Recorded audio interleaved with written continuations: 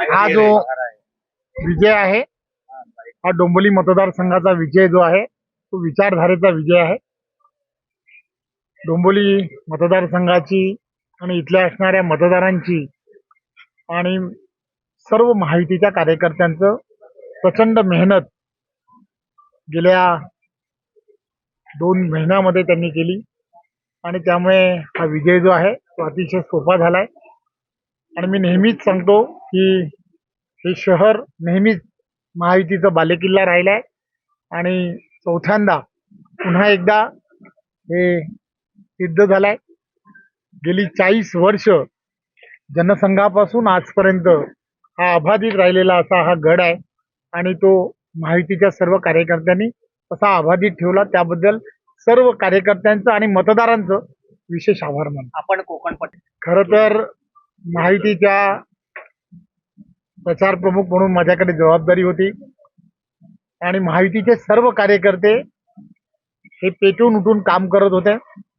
प्रत्येक कार्यकर्त्यांनी प्रत्येक मतदारसंघ कसा जिंकला पाहिजे यासाठी अतिशय चांगल्या पद्धतीने काम केलं आणि त्यामुळेच महायुतीच्या सर्व छोट्या छोट्या कार्यकर्त्यांपासून पदाधिकाऱ्यांनी केलेली प्रचंड मेहनत, त्यामुळे त्यांच्या मेहनतीला खऱ्या अर्थाने यश आलंय। आणि आम्ही नेहमीच मी माझ्या प्रत्येक भाषणामध्ये सांगत असतो की कोकण हे नेहमीच महायुतीचाच बालेकिल्ला आहे।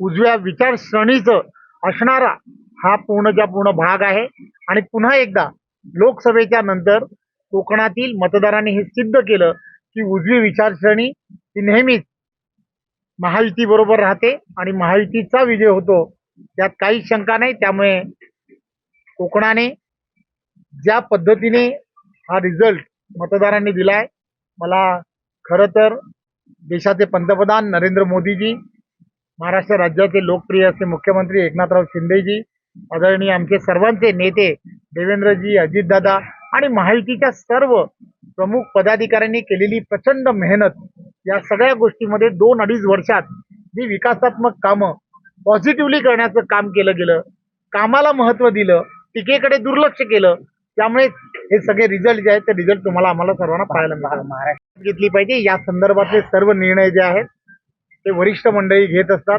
आम्हाला खात्री आहे की येणाऱ्या काळामध्ये महायुतीचाच मुख्यमंत्री होणार, हे आम्ही जे वारंवार सांगत होतो ते महाराष्ट्रातील जनतेने सिद्ध केलेलं आहे। महाराष्ट्रातील जनतेला अपेक्षा आहेत महायुतीकडून, त्यामुळे महायुतीचं सरकार हे लवकरच पुनर्स्थापित होईल आणि सामान्य जनतेची सेवा ही अविरतपणे करेल।